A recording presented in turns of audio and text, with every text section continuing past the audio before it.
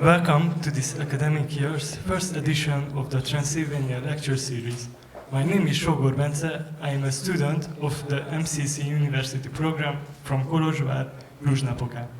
This event series aims to create a platform for the local public where we invite renowned academics and thinkers from all around the world, with whom we can discuss topics relevant and interesting not just for our Transylvanian society, but also for the larger intellectual sphere. Our invited speaker is Dr. Paul Videsott, Dean of the Faculty of Education of the Free University of Bolzano, Bozen, and Editor-in-Chief of the European Journal on Minority Issues. The moderator of this event will be Dr. István Horváth, sociologist and professor of the Hungarian Sociology and Social Work Institute at Babeş-Bolyai University. The title of their presentation is How to Learn the Language of Your Neighbors, the Ladin model from South Tyrol.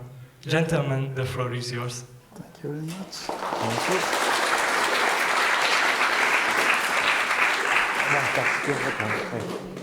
Thank you. Please, you are the guest, I think. So please.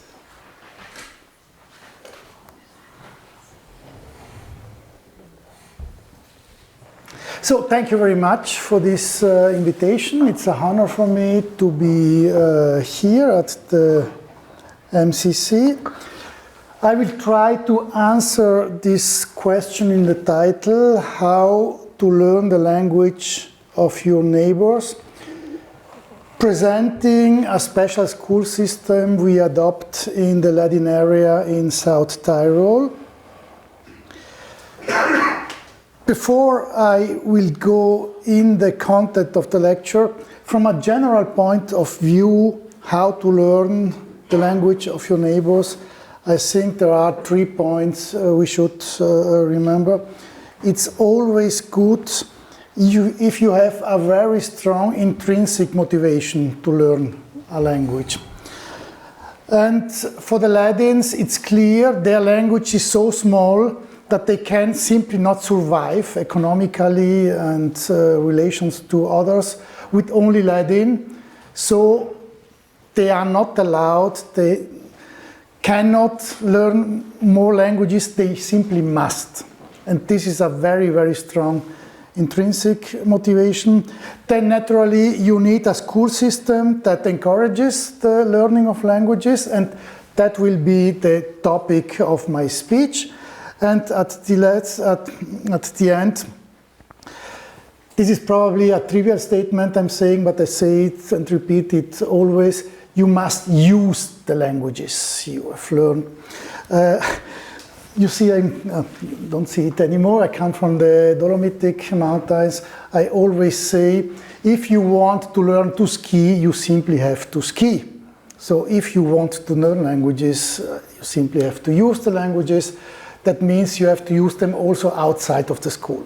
The school is able to provide you only with 50% of the knowledge and the competences, but the use of the language, the listening of radio broadcast in other languages, to use it, to see films in other languages, to read books in other languages. All that is part of language learning that sometimes is forgotten. So sometimes there are people that think the language teacher at school is a wizard that can say so and tomorrow you can speak the languages, and forget that half of the work in learning languages must be done by ourselves, simply by using the languages. So regarding the school system, I know I have 50 minutes time, so I will try first of all to present a little bit the history of the Ladin school system. Within the school systems, we have 3 in South Tyrol. This is necessary in my eyes to understand why we have this system today in South Tyrol, and especially to understand that language learning in South Tyrol and probably also in other regions is not a neutral issue, is not a simply matter of didactics.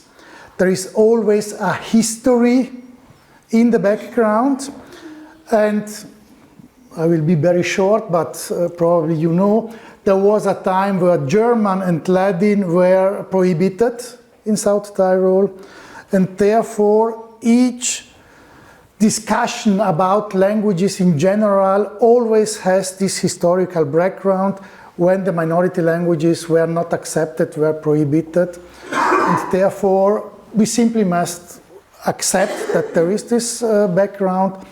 Sometimes speaking with Swiss colleagues, they are astonished because, again, language and politics are so close related in South Tyrol. They don't have this historical background, but at the end, each region has his history, and each language didactics is in this region with a special history. Then, I hope the central part will be the didactic methods we use to teach 4 languages at the same time. So the Ladin school system, as far as I know, but please correct me, I don't know each school system in Europe, is the only one with 4 compulsory languages. So it's not an optional language that members of the minority learn and others not. So all students attending the Ladin school, nevertheless, if they are Ladins, Germans or Italians or migrants, they have to learn all the 4 languages in this school. And this is a system that goes on until the university. So at the University of Bolzano, we have also a trilingual and in the Ladin section, a quadrilingual system. And again, the big difference, you have minority languages at many universities as optional courses. In our university, there are compulsory. This is the big difference. And at the end, you could ask if you are teaching and learning 4 languages at the same time, it could be that you learn 4 languages badly instead of 1 good. And we have many evaluations showing that the Ladin system is working quite well in giving to the pupils and to the Ladins on a general way good. I don't say excellent language competences in all 4 languages, but good. And that is for us the essential point of view. So I hope you see it better from there than I am seeing here. But the starting point of the recent history, it's more or less the same than here. The disintegration of the Austrian Hungary Empire. Here South Tyrol came to Italy, and yes, the history of this region, I don't have to tell it to you. But it was quite dramatic, so also here, but at the end in South Tyrol, because the 14 points of Woodrow Wilson was announced to be the framework for the peace conference in Paris, foresaw at the point 9 that the frontiers of Italy will follow the clearly stated language frontiers. And you see the language frontier in South Tyrol was very clear. We have in the north the German and in the south the Italian region. So it was not like in the Banat where all the languages were superposed. And therefore it was, the South Tyrolians were really astonished that at the end these 14 points were not maintained. And under Italy, we had very short 4 years of a so-called liberal era. But even at that time, the Italian government did nothing for the minorities. He was not against, he simply took over these new regions. But there was no explicit minority politics, and especially already at this time, the Ladins were simply seen as Italians. So Italy recognized that the Germans are different, but the Ladins were Italians, point. Then in 21, there was a first law concerning schools in the new conquered Italian territories, or territories that Italy conquered after the First World War, stating that all Italians have to attend Italian schools. This seems trivial, but at the end, if the Sardinian minority was seen as Italian, if the Ladin minority was seen as Italian, at the end, most Italian minorities had to attend Italian schools simply because they were seen as Italians. And this is already before fascism, so it was not the fascism making the first step towards the Italianization. This was 1 year before. Then in 22, fascism take over the power, and in July 23 there were 32 measures for the Italianization of South Tyrol, proposed by a very national senator of Italy, Ettore Tolomei. And at the end, it was a program, with today's words, it was a program of ethnic cleansing. So German and Ladin should disappear from South Tyrol, and the new role should be taken by Italian. It was foreseen to open Italian schools, to close the German ones. The local mayors were thrown away and nominated Italian ones. The local teachers had to go to Italy and were replaced by Italian ones, so it was a really program of Italianization. And one of the measures was implemented then in 23. Not only Italians have to attend Italian schools, this was 2 years before, now all public schools in Italy must be in Italian. This is the Gentile reform. And this was the end of the German schools. And German, as you know, was the ancient majority language in the region. So having thrown out the German from the schools was a really shock for the German inhabitants. The only one who could survive were the schools of the bishop, the church schools. But also there in 25 it was stopped, German teaching at this kind of schools. And the Germans, to avoid to lose completely their language, organized themselves in catacomb schools. These were illegal schools where children, as you see here, were taught at home. Officially, this was a leisure activity, but yes, it was trying to preserve German language, the knowledge, especially of the written German language, in this kind of catacomb schools. And all measures of the Italian state to transform Germans and Ladins didn't work. They simply didn't work. They were too aware about their nationality.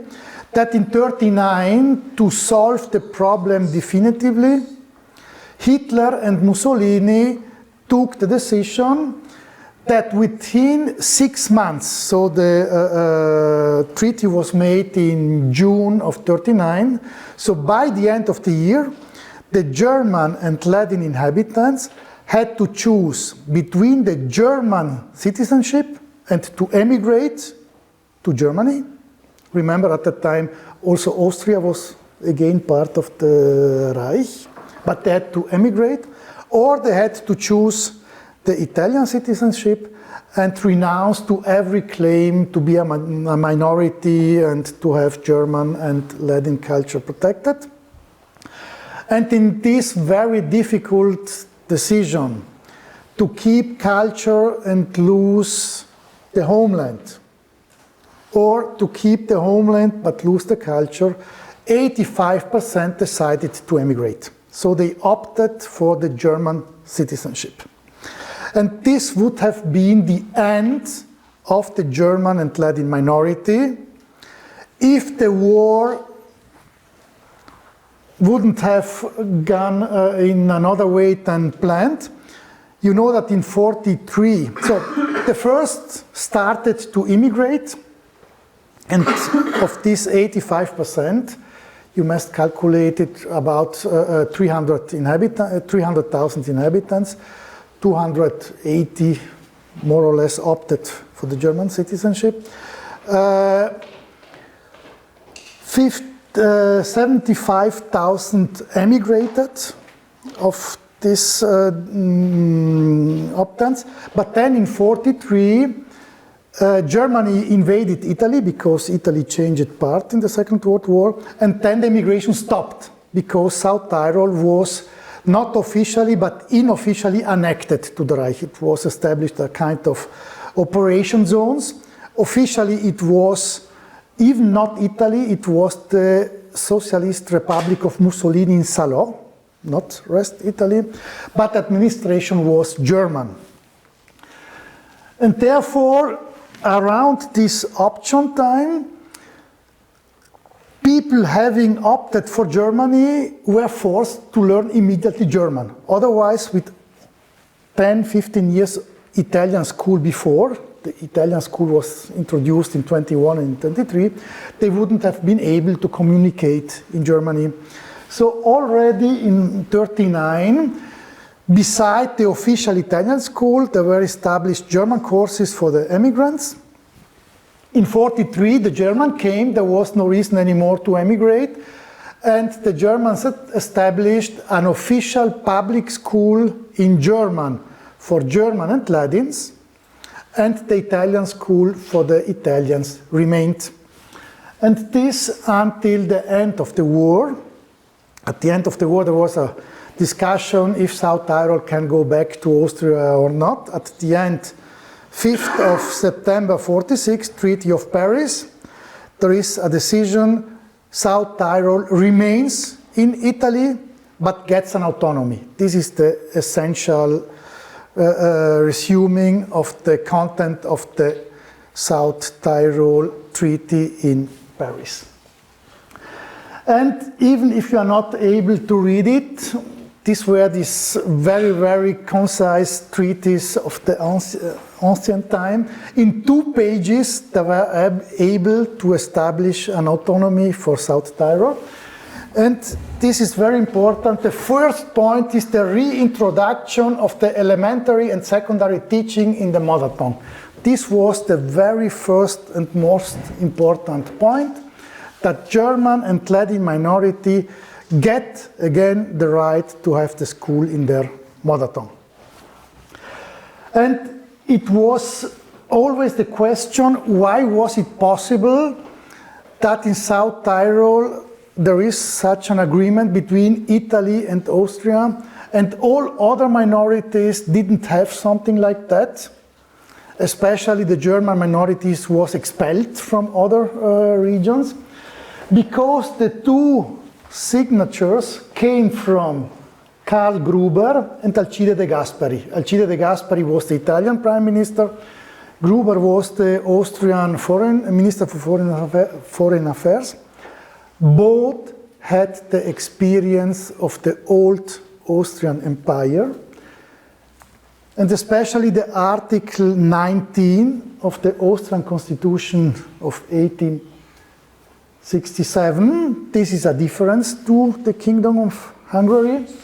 But in the Austrian part of the monarchy, you see there was stated already in 1867 equal rights of all customary languages in school, office, and public life shall be recognized by the state. So the Austrian part of the empire was more modern than many European states are today from this point of view.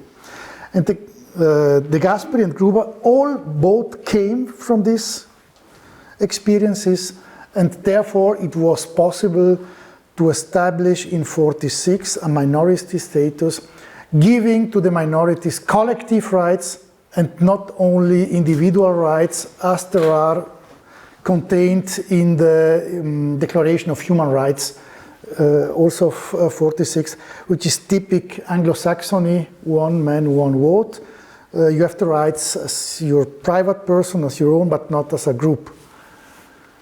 So, autonomy, this is very important, is not only related to school, culture, and so on. It's a global way to administrate a territory.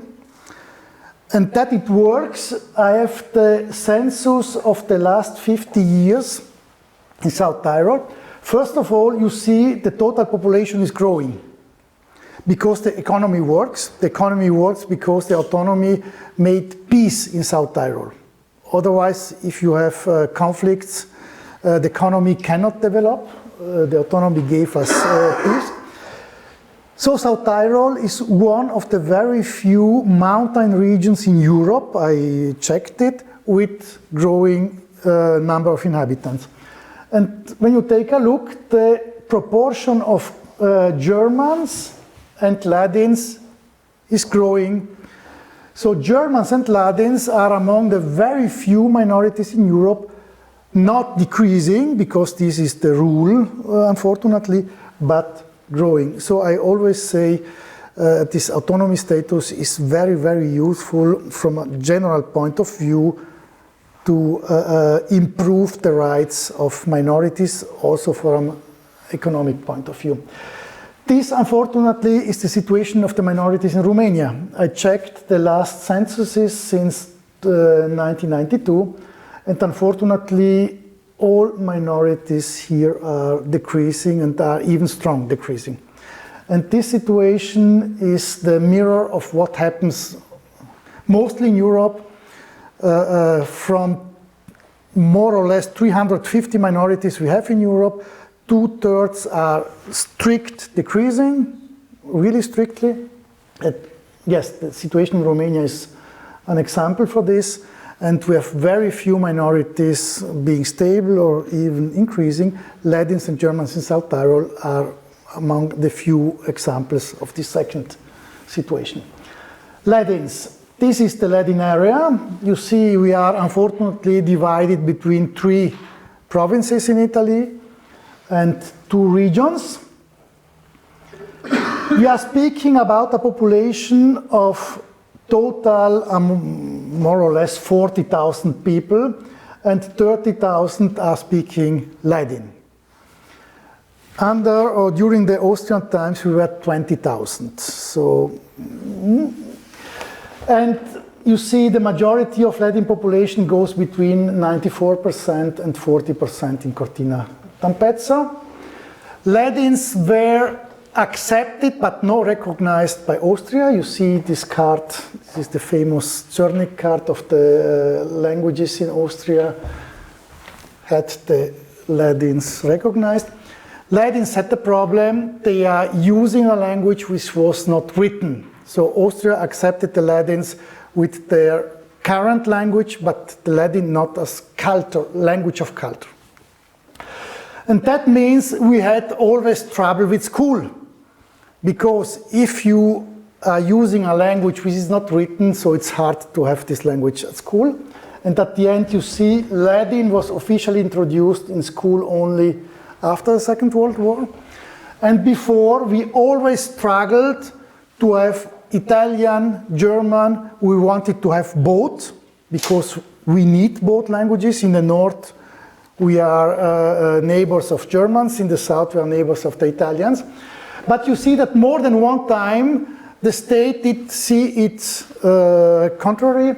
So Austria tried for more than 20 years to Germanize the Ladins and to prescribe only German at school. Italy tried for 20 years to make us Italians and allowing only Italian at school. The Germans tried for other 3 years to make us Germans again. Then 3 years there was a really struggle between German school, Italian school, other types of school. And at the end, in 1948, started, foreseen by a very small Ladin elite, this type of school which is called parithetical school. That foresees the presence of Ladin. So the minority language for the first time was introduced at school, 2 hours per week. Then all the other is equally divided, half in Italian, half in German. And this was added in 2008 with English. So we have also 2 hours per week English. This is the primary school. So since 2008, we have 4 compulsory languages at school. Yes, the first time in 48, introduction of Ladin at school. First Ladin school books, but the Ladins themselves rejected Ladin at school. They said, we are speaking Ladin, but at school we have to learn real languages. And it took some time to make aware the Ladins that also their language is necessary to be inserted at school. And then in 72, a constitutional law make this system officially. That means that it's very hard to change. So Italy cannot say tomorrow, we want you to teach only Italian or only German. But it's also hard for us to change. If we would want 3 hours Ladin and not only 2, then we have also to go and change the Italian constitution. So it's one of the very few school laws that has constitutional range in Europe. And that's the system. And the colors are not casually. I will explain it within the didactic methods, but you see what will be in red is always referred to German. What is in yellow is always Italian. Green is Ladin, blue is English, and then the other is mixed. You see, the Ladin school foresees the language hours in the language, and the other subjects are weekly changed between Italian and German. That means I have 1 week, this is the so-called Italian week, I have all the subjects in Italian. The week after, all the subjects, the same subjects in German. The week after, again in Italian, and so on. And at my school time, it was on a daily change. So we had the Monday German, the Tuesday Italian, and so on. The weekly change is better from a didactical point of view because you can make programs for longer time in one language. But essentially the characteristic is the subjects are changing on a weekly basis between Italian and German, and this is the so-called paritetical school. You see the strong difference to the German school, where there is everything in German and only Italian in Italian. This is the Italian school in South Tyrol, exactly the opposite. And the system starts already in the kindergarten. So you see these are 1 month at the kindergarten. The first week, everything what is planned activity in Ladin. The second, now you understood. And outside the planned activity, when the children are playing, they use the language they can and they want. But within the planned activities, this is the plan on a weekly basis. And you see, it's not so that all children are Ladins. So the colors see that we have from only Italian speaking to only German speaking to only Ladin speaking to mixed speaking and to migrants. But all of them are in the same kindergarten. We have only this type of kindergarten. And all of them have the chance to learn and must at the end learn all languages. This is the high school, same principle. So half of the subjects are in German, half of the subjects are in Italian. And at the end it goes through until the university. This is the Ladin section of the teacher training. You see also there we have courses in Ladin, in English, in Italian and in German. Therefore, our university gives a diploma in 4 languages. I think it's the only university in Europe releasing a diploma written in 4 languages. I know that the time is running, so the didactic materials.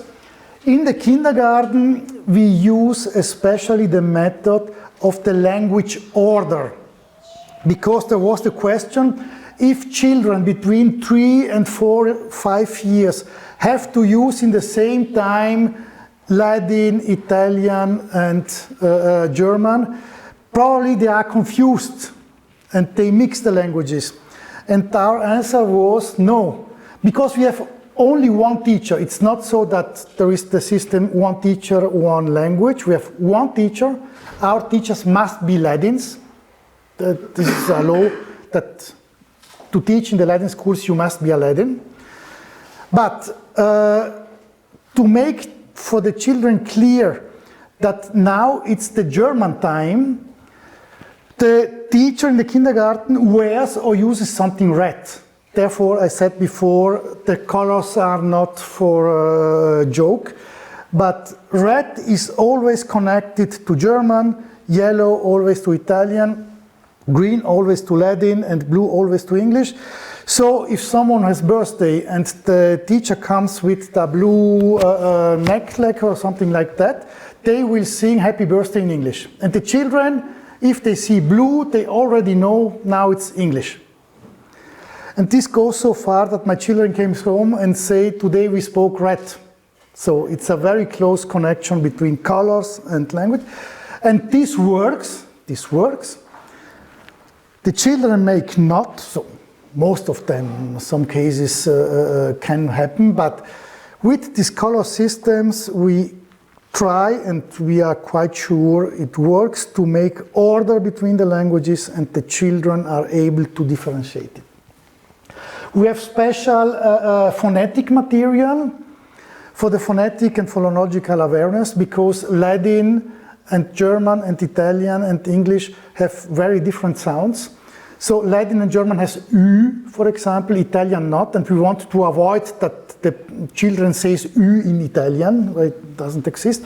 So we developed a series of materials, and all of them are characterized that you can use them for all 4 languages. This is the primary school. We make the first alphabetization, that means we learn to write in 4 languages at the same time. With this system, I said before, therefore this is a list of initial phoneme table, and also here you see the letters and the picture, and the letter works for all 4 languages. So banana is probably also in Romanian and in Hungarian with B, but all the other pictures are exactly with the same sound at the beginning for all 4 languages. So we use this for all 4 languages. And also here we have created special didactic materials reflecting that. And this, about this we are very proud, and now you can show it and give it through. This is a grammar book for the primary school, teaching at the same time 4 languages. Here, for example, it's a spelling table to learn the children that the nouns are written with the small letter at the beginning in 3 languages, but with the capital letter in German. And the principle here, we call it the Didattica integrata, the integrated didactics. A subject is always taught in the language of the week. So let's say today it's the topic of the article. So the article is made in Italian because it's the Italian week. And then the article is not repeated in all other 3 languages, but only the differentiation is made for the other languages. So the article in principle is learned for all languages via Italian, and then that German has 3 articles, that English has only 1. This is part of the differentiation. But the article is not treated in Italian, in German, in Ladin, and in English 4 times, repeating 4 times 80% of the same topics. It's made 1 time, and the 20% differentiation is made for all languages. The same here, quadrilingual material, it's the same grammar you have here. for a syntactic topic.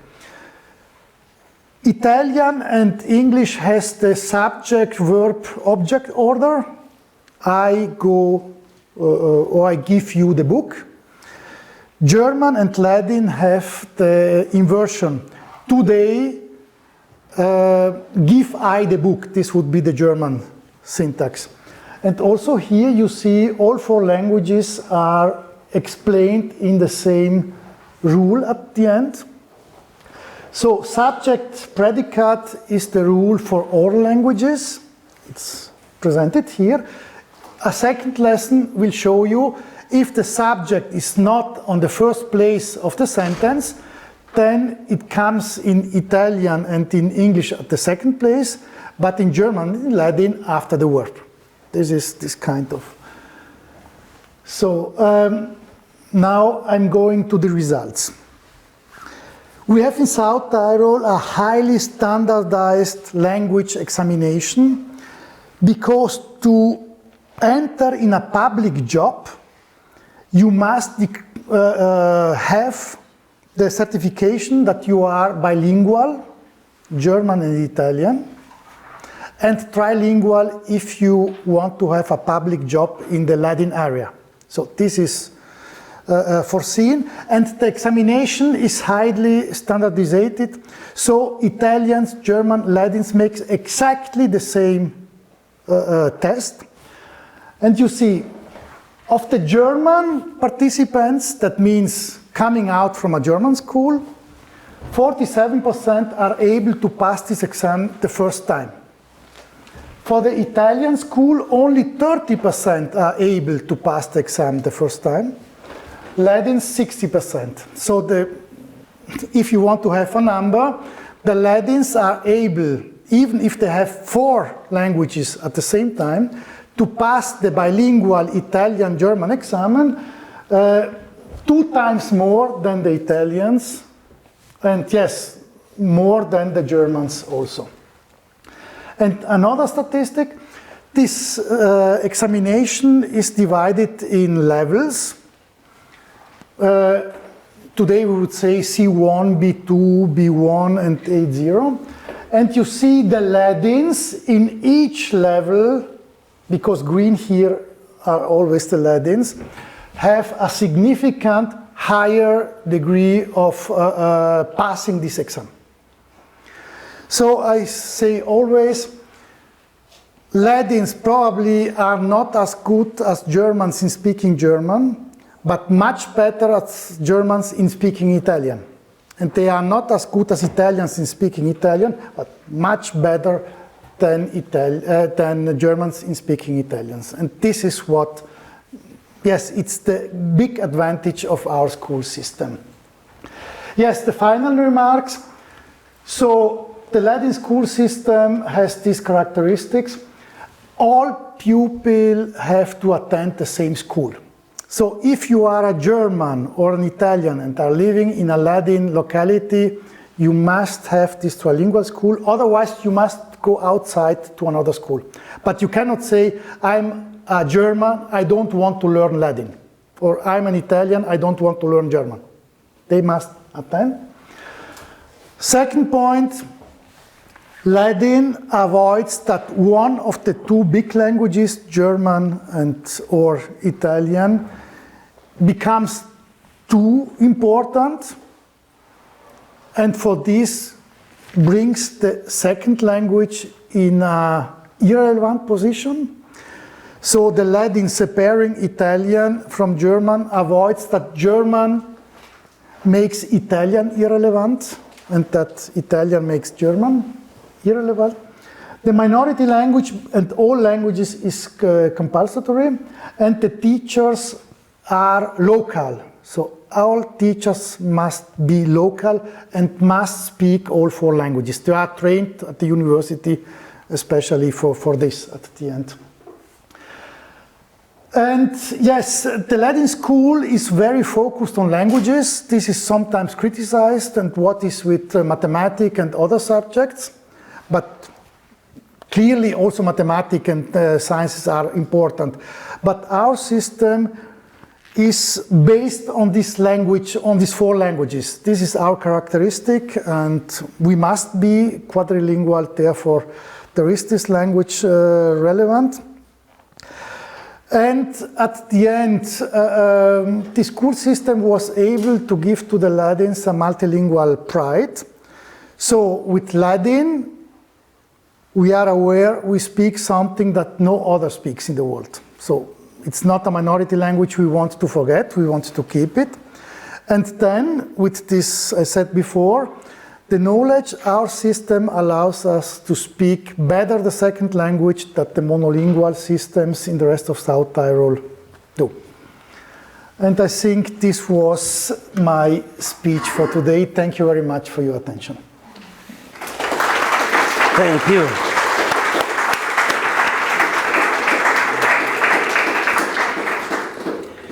Well, thank you, Professor Videsott. I mean, it was a very highlighting example of what we could call content-oriented language learning, because here in Romania we have a kind of language-focused second language learning. So practically we are learning only the Romanian as a second language, and we have no basically we have no content aspect to this. So we used to have Romanian's history, Romania's geography, and some other items, but these were highly ideologized and politicized, so practically it was refuted, this type of endeavor to have a content-oriented second language learning.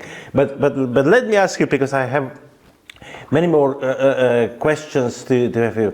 To what degree it's the Ladin school system organized in this level? Do you have high school level or just elementary schools, or to what degree? So practically this system is organized up to the secondary level, or to what level you have organized this? So we have kindergartens in almost each locality, also primary schools.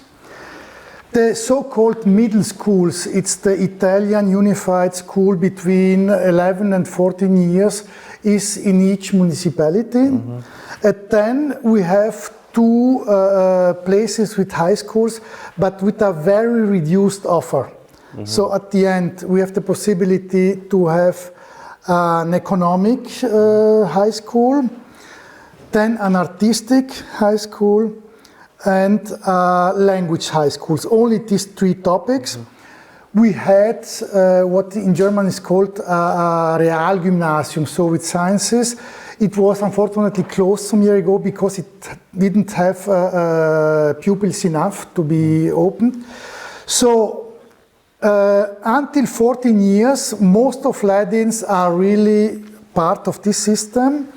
And then most of the Ladins emigrate, if I can say so, to German and Italian schools with a very large offer of directions. And only few remain in the few Ladin high schools. And then at university level, the teacher training is made with this quadrilingual system. It's the only study course foreseeing also Ladin. So it means that you have a high school, let's say, and you have the same system even there. So practically switching, and if somebody is learning chemistry, they will learn chemistry or economics, basics of economics. They will learn 1 week in Ladin, 1 week in German. Unfortunately not. The weekly change is only for the primary school because you have 1 teacher. Then in the secondary school, that means middle school and high school, the subject is related to a teacher. So with the subject, the teacher changes. And for that, the subject is linked to a language. So we have some. You see, there are some subjects only in German and some only in Italian, but there is no changing. Religion is the only subject where there is a weekly change. It was a decision to have mathematics and history only in German, and geography and law only in Italian. But at the end, It's half and half, but not a weekly change of the subject. It's a strict related to the subjects themselves. And this depends only on the human resources school have, or it's a much more wider political decision. It's related to the fact that in the high schools there exists so-called chairs for the professors, and it was not foreseen to change the language within the subject anymore. The exact reason, I simply think it's related to the subject, that it was not possible to have one subject in more than one school if there is only one chair for this subject.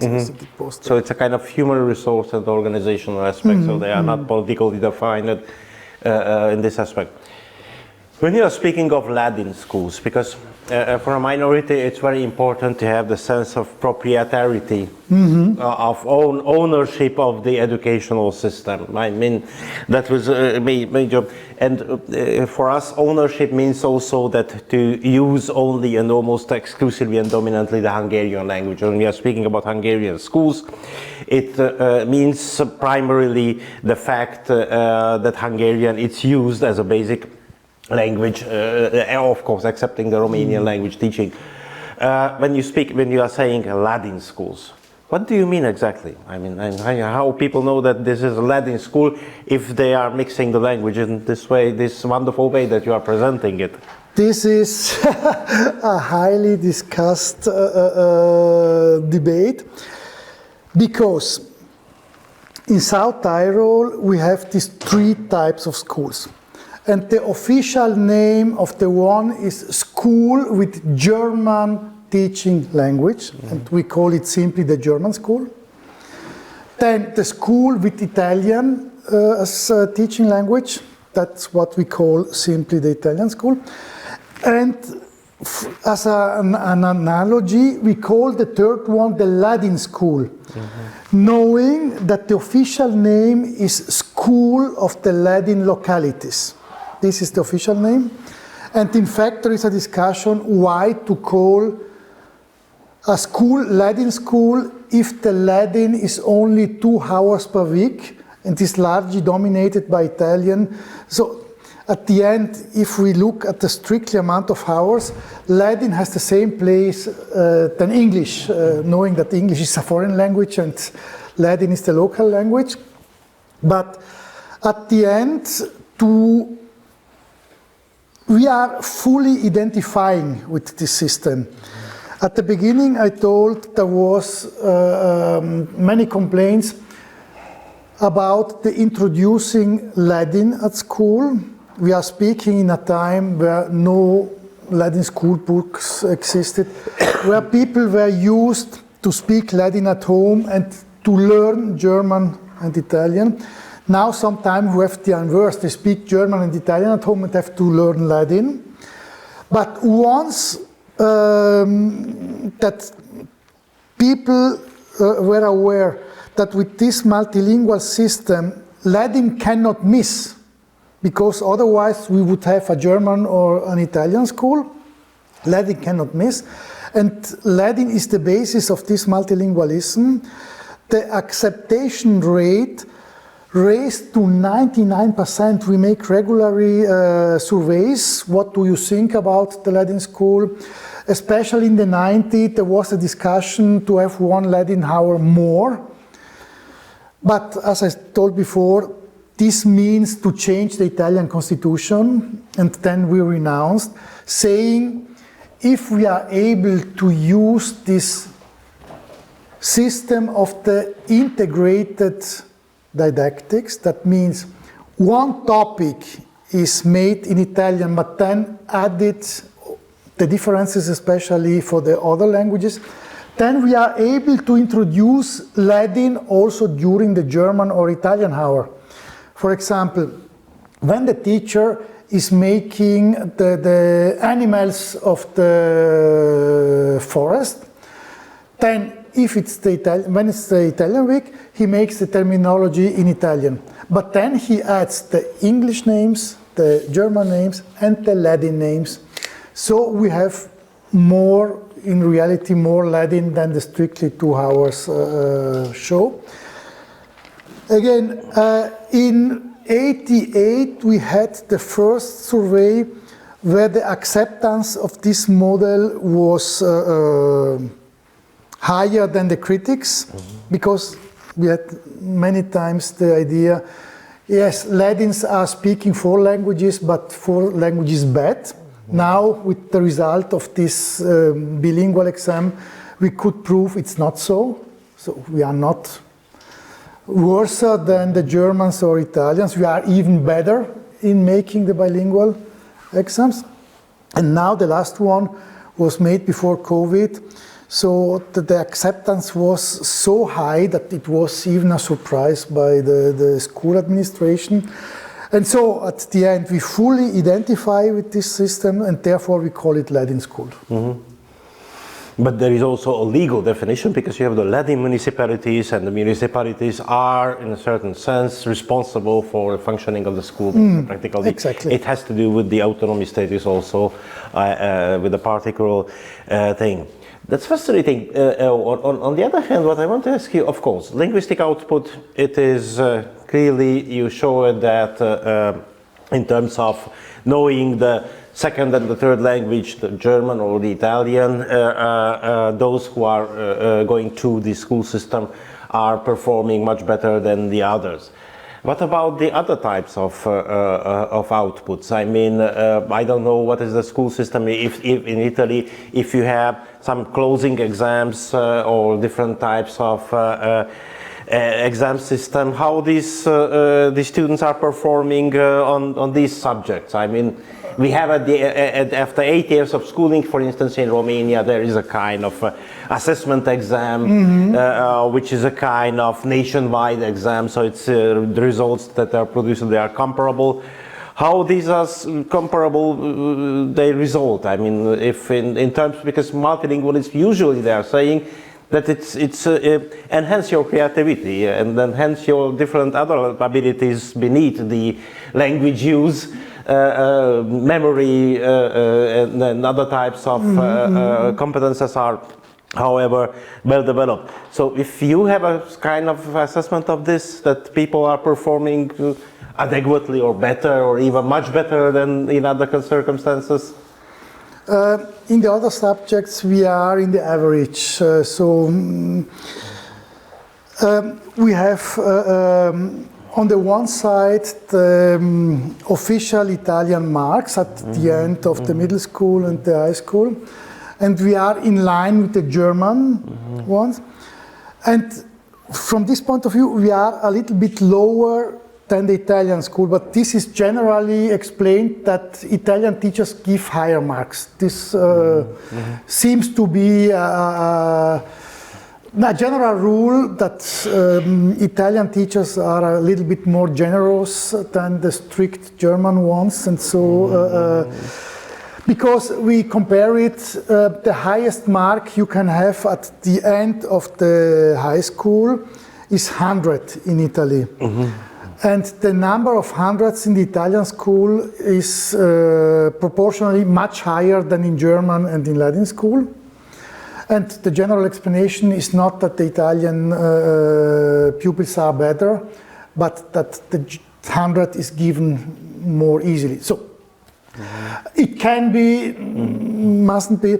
On the other side, we have this PISA test and Invalsi, and exactly there the Italian school is under the German and Ladin, so it's exactly the opposite.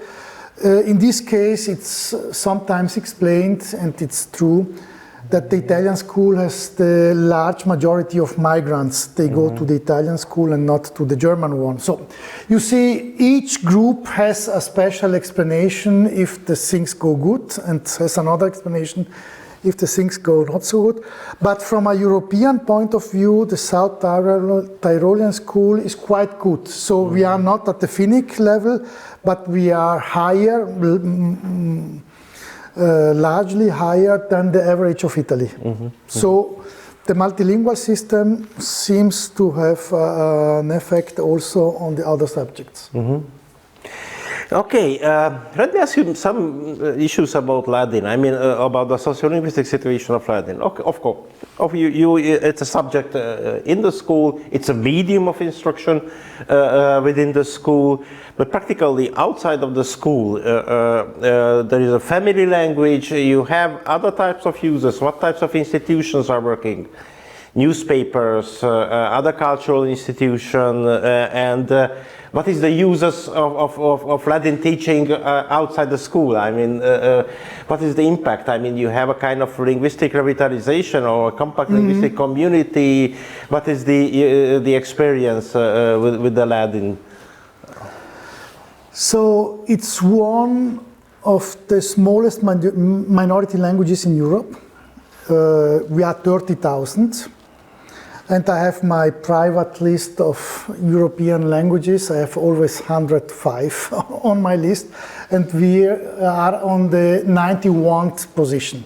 So at the end of the list, but there are Manx and other small languages with 1,000 speakers. But at the end, it's a very small language. It was for centuries mainly spoken language, and therefore we don't have a written literature. At least we don't have an ancient written literature. And after the Napoleonic time, that it was clear there will be one day, one nation, one station, one language. Even Ladins, because it was clear either you write the language or no one will accept it as a language. We tried, or there was already a tentative in 1833 to establish a common Ladin written language. So even before Croats and Serbs were able to unify. So it was very, very early for such a minority situation. But this tentative was not published, so it didn't have any practical issue. But the Ladins were aware. We are between two big groups. In the time of nationalism, the Italians started to say, you belong to us. The Germans started to say, you belong to us. The Ladins had only a chance not to be Germans or not to be Italians, improving their own language competence and the language use. So at the end of the 19th century, it's the publication of Ladin books, for example, started. We have tentatives to introduce it in some calendars and writing, but it was stopped by the war. And then fascism and Nazis made it impossible to use the language. And in the second half of the 20th century, it started with the introduction at school. It was the first step. The next one was the founding of a weekly paper. And this is the situation until now. We have one Ladin newspapers published once per week, Friday, and this use all Ladin varieties. So from this oral language, we were able to establish 5 written languages, one per valley. So you see, each color is a valley, and each valley uses an own written language. And in '88, and it was one of my first trying to help the Ladin or to do it, I was a student, there was a tentative to unify these 5 written languages we use at the moment, and to retake the idea of 1833, if we are. The law speaks only about one Ladin minority. So the law speaks always in South Tyrol, there are Germans, Italians, and Ladins. But when it comes, what Ladin is to be used for this one Ladin minority, then the answer is yes, 5, it would be ideal, or at least 2. So we say always we have the 5 third languages of South Tyrol. The new introduction of a standard languages was not accepted by the population. They said we had to learn the local, the valley variety, so please let us with this for the next years. The local varieties are used. Ladin is the third official language. That means that each paper delivered by a municipality in the Ladin area must be German, Italian, and Ladin. So all public use of language in this area. And you have the standardized version of Ladin? Yes, of the valley. If the paper of the valley, or you have a standard for the administrative purposes? If the municipalities in Gardena are writing, they use their idiom. If Valbadia is writing, they use behind one Italian and one German, the local variety of Ladin. And this is the same for the other valleys. And it works, but at the moment we have a high discussion. Italy gave us the possibility to have Ladin on the identity card. But here we cannot use 5. It's place, if at all, for one variety. And now I'm saying it should be the right place to retake the standard language, but it's no matter, so probably we will use one of these 5 varieties. The church is using the local varieties, so we have Ladin masses. And we have 100 hours of television per year in Ladin. This is more or less the use. And it's the normal, as you see here, normal language in the valleys for the daily communication. If you have almost 100% of people speaking Ladin, then it's the Alta Badia. I learned that some of you were there skiing in the Dolomites. They use it also for advertising for tourism. Exactly. They say the mountains are beautiful everywhere, but here you get also a language more. And they advertise the area with Ladin. It's a good idea in my eyes. Yeah. Just to highlight for the audience, I mean, for the South Tyrol, that's specific also for German. You have every dialect for every valley, so practically you don't have a unified German. The Hochdeutsch is used as a kind of unified German, but actually you have for every dialect for every valley in South Tyrol. So practically this is a very particularly linguistic ecology of the region in general. Exactly, but the Germans write only standard German. This was after. This was always the line of the German politics, not to cut the contacts with Austria and Germany, and therefore it's not like as in Switzerland that the dialect is also used at school or in the television. In South Tyrol, the only official German is the standard, but people speak dialect. The difference to the Ladins is we use dialects but write them also. No, that's so. But let me ask you just one other question. I mean, you use that it's used in advertising. So, for instance, if a local shop, it's advertising, I don't know, sales. They will use that. You know, what is a commercial language, or what is behind family, community language. They have also for this straight off everyday public usage in written. Not always, but more than one time you see it also advertised in Ladin. So it's less in the shops because we have these big chains having the same shields for Italy and for South Tyrol. But in the shops where you buy something local, or for example the local farm products, for example honey and so on, they started really to write it in Ladin, simply in Ladin. Then you have the product, but also the linguistic impression that this is something particular.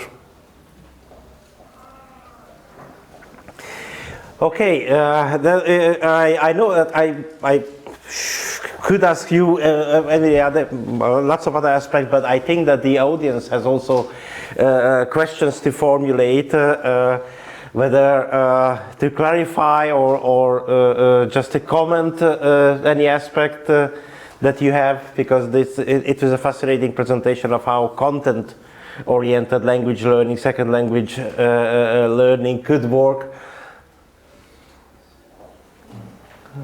Yes, okay. What kind of literature do you learn in Latin schools? Do you learn English or German or Italian or Latin? All this literature. So it's the literature teaching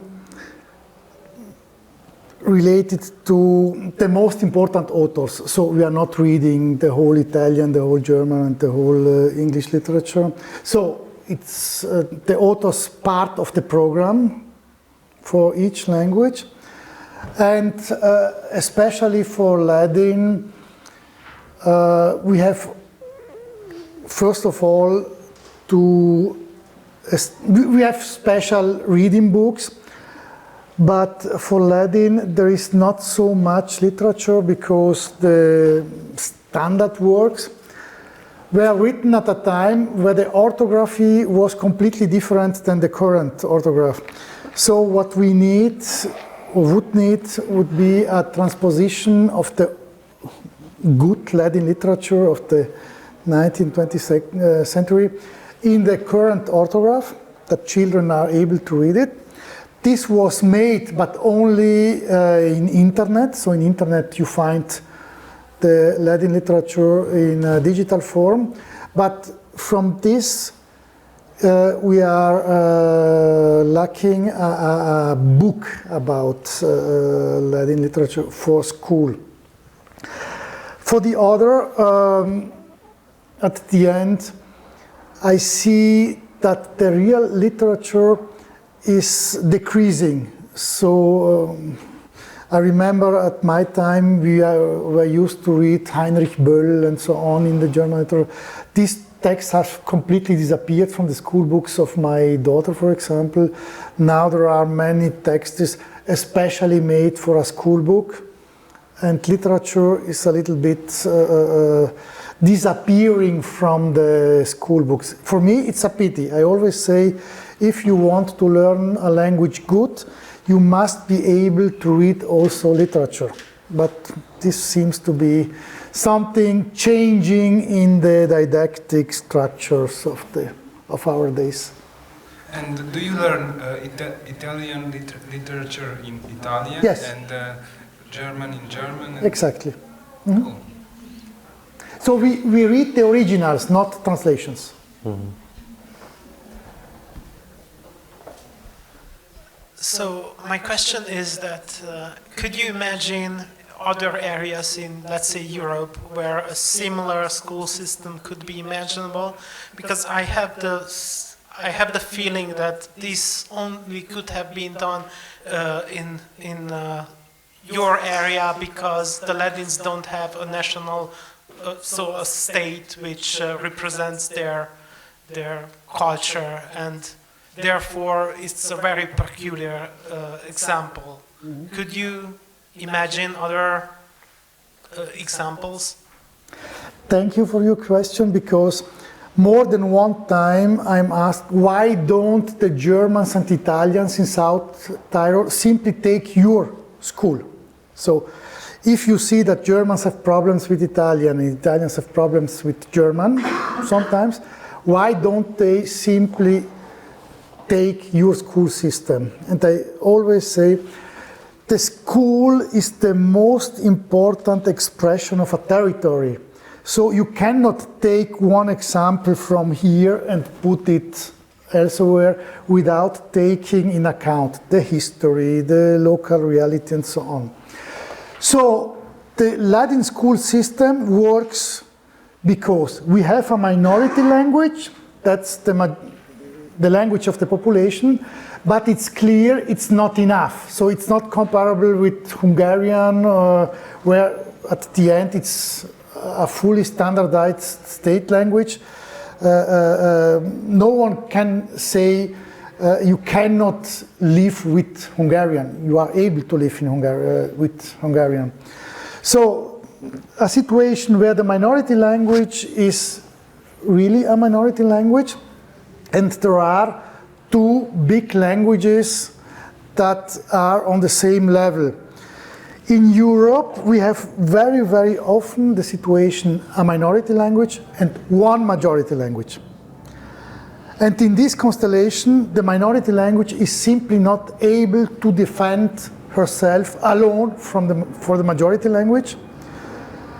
And in the Ladin constellation with three languages, German avoids that Italian becomes too strong and takes also Ladin away, and Italian avoids that German becomes too strong. So there is a balance of languages. At the end, situations like this could happen in Luxembourg, with Luxembourg, French and German. Could happen in Switzerland, where there is also Ladin, German and Italian. Then probably in some Baltic countries with Tatar or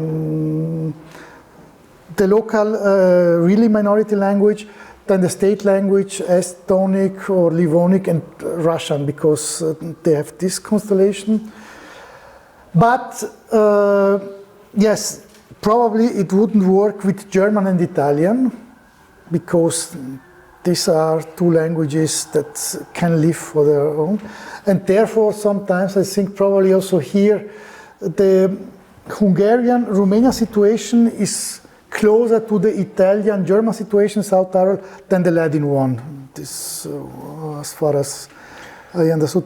But again, I'm even not thinking about where to export this system, because it was really made for Ladins and for the Ladin situation. But the idea that if you have a language at school and it's counterbalanced by another one, that the majority language cannot be too important, or that you can have one or two or more subjects in the other language, that I think that could work everywhere. Mm-hmm. Actually, there are attempts to revitalize the Romani language. You have this type of educational system where Romani language is used in a similar way. So exactly you have, I saw in Slovenia, different tips, or this type of content-oriented multilingualism, it is present on higher education. You have in Catalonia with the Spanish and the Catalan, where the multilingual universities are not what we have here, that in parallel language, but you have organized that every student should take courses both in Catalan and Hispanic, so practically there is this type of content-oriented multilingual education. Also you have in different type, but what is interesting, this model you will find that with the attempts of Romani language revitalization, you have in different aspects that you have a kind of this type of organization. And in Romania, what is interesting, the Croats, the Karasovans, are trying to make this type of educational system in Karasova. They have this type of kind of mixed language system, though it's not so systematic and pedagogically done. It has to do more with the teachers, what language they are able to speak, but it's also a kind of mixed language system by chance, not by design, but if you have this kind of system also. If I may, this is the system at the University of Bolzano. Each course is trilingual, and you have to attend 1/3 of the courses in German and make the examination in German, 1/3 in Italian, and 1/3 in English. So we have it also at the university level. So it's not that, like in Switzerland, Fribourg, you have one course in German and one in French. And you, as a German, go in the German course, and the French goes in the French course, and the university is bilingual. Our university is trilingual, but the same course is trilingual, and the students have to change, to go through the languages. This course here, for example, qualitative social research is only in English. So, nevertheless, if you are German student, Italian student, or Latin student, or English student, this course is only in English. The general pedagogy is only in German, and the general sociology is only in Italian. And so all students go through these courses, and at the end, this is a bachelor with 180 credit points, 60 were made in German, 60 were made in Italian, and 60 were made in English.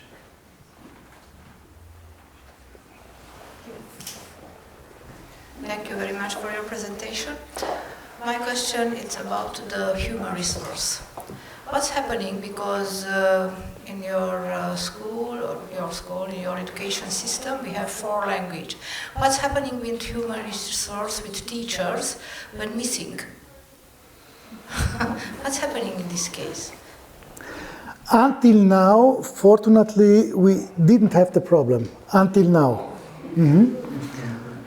Because the profession of teacher is still seen as a profession with prestige, and as it is reserved to Ladins, it's also a profession where you can be sure you get the work. So until now, all Ladins who wanted to be teacher get a position, and this was enough to fill all the places. If, and it can happen that for a particular reason there are not enough Latin teachers, then the school must call an Italian or German teacher, but he is only temporary there. If there is a Latin teacher available, the German or Italian one loses the position and the Latin is installed. This is the rule. And if a German or Italian wants to remain in the Latin school, he has to make the language certifications for all 4 languages.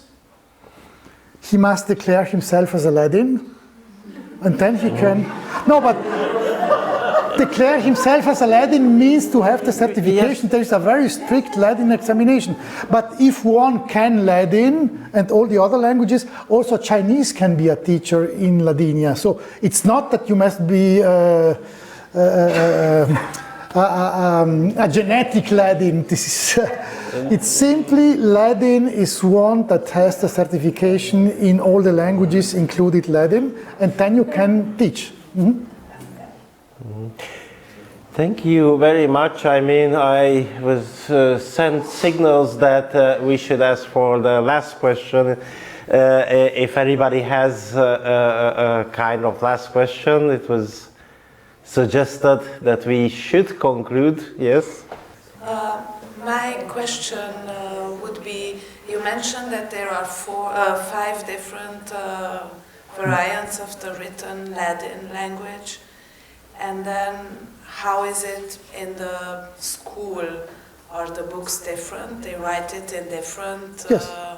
So there are 5 different types Each of valley Latin has schools. their own school books.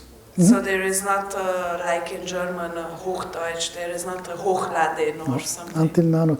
So the book I made circulate before, it's the one with the Ladin of Val Gardena, and you have exactly the same textbook, exactly the same, where the Ladin is the Valbadia variety. So then we must also say that these 3 languages, Welles, Valbadia, Gardena, and Fascia, are within the autonomous region Trentino-South Tyrol. So they have Latin in the school as a subject and so on. They, Ampezzo and Fodom, they are in the region with normal status Veneto, so without autonomy. Here, the teaching of the minority language is completely ruled by different laws. So the parents must agree, the school itself must agree. Therefore, in Cortina, until now, it was almost not possible to have an agreement on Latin teaching. But they are still on a very voluntary basis. If they teach Ladin there, they have normally material prepared by the teachers themselves. But in the other three valleys, there are textbooks where the Ladin part differs from valley to valley. It's a little bit the Swiss system. Mm-hmm. Just one more thing. I can't imagine, is it the same language but it's written differently, or is it like a dialect also to it, or I don't know, I'm trying to imagine it, but I don't understand somehow. There are 5 dialects, mutually understandable, absolutely mutually understandable, but yes, written differently because some varieties have U, others don't have U, so but it's on the level of dialects of the same languages or of the same language that are written. Mm. Well, don't be surprised, the secular had a variety of written form at the end of the 19th century, so practically they attempted, so it was not spectacular. I think that we should be very well. Thank you very much for this presentation, because we realize that being a minority person, it is a rather large place for creativity, and this type of creativity was highlighted as that you can be in a very different way. To live your condition, and this, in a certain sense, it's not just fate. It's in a certain sense, it's a wonderful gift. And thank you very much for what you presented us. It was an opportunity for us to learn much more also about ourselves, in a certain sense. Thank you. Thank you very much for the invitation.